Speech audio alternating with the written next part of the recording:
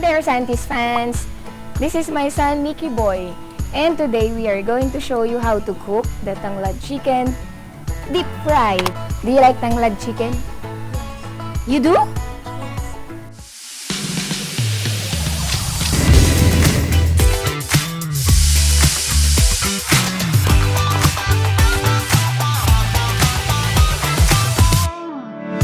Tanglad chicken is one of the best sellers sa Good Earth restaurant dito before.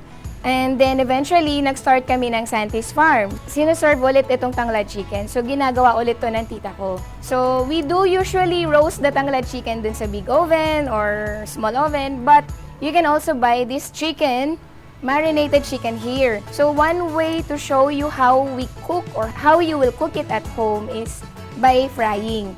Kung wala kang deep fryer, you can use any deep pan and then you just fill it with oil. Kung meron kang thermometer, mas maganda.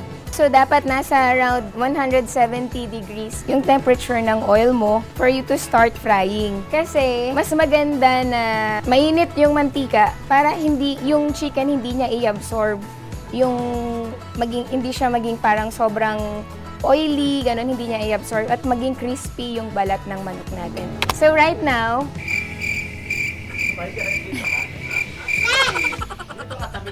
tabi ka kay daddy. You watch mommy, ah.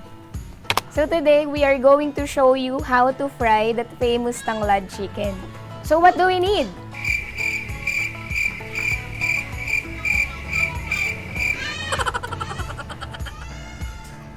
So what do we need?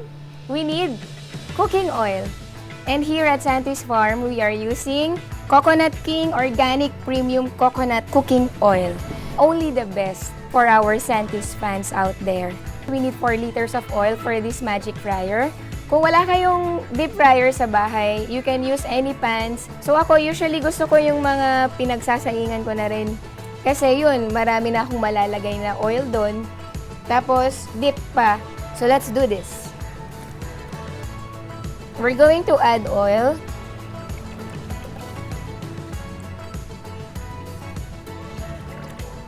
Ayan, this is enough. Preheat your magic fryer to 170 degrees. Ito yung temperature na panluto sa mga meats like chicken. Ayan. So, hintayin lang natin mawala yung orange button.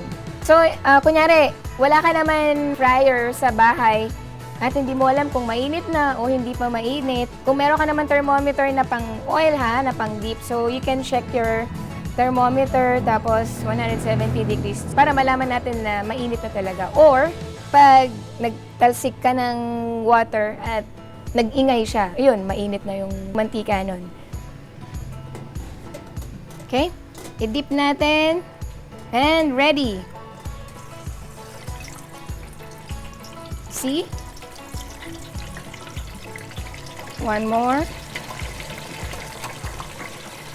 Takot tayong ma-splash tulad ko, we can cover this one.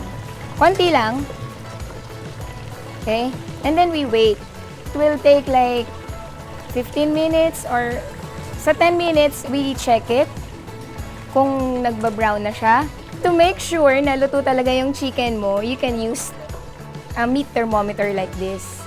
So kapag nag-register na siya nasa 160 or 170, luto na yung chicken natin. Wala nang dugo-dugo sa loob.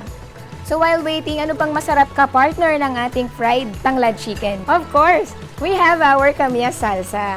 This is also from Good Earth, one of the best sellers again of Good Earth. Of course, available at Santi's Farm. Kunyari, gusto mo naman ng maiba, gusto mo sobrang asim, ganyan. Of course, we also have tomato vinegar. This is also from Good Earth, which is also available at Santi's Farm. This is made from tomatoes. Okay?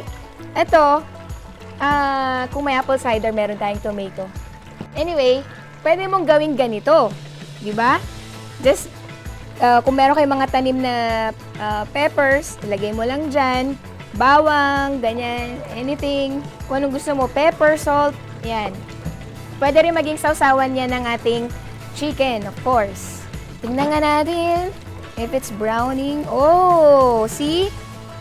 Meron din kasing twist kapag pina-fry mo yung Tanglad chicken. So ito, nagiging crispy on the outside. See? Ganda oh, ang ganda ng color.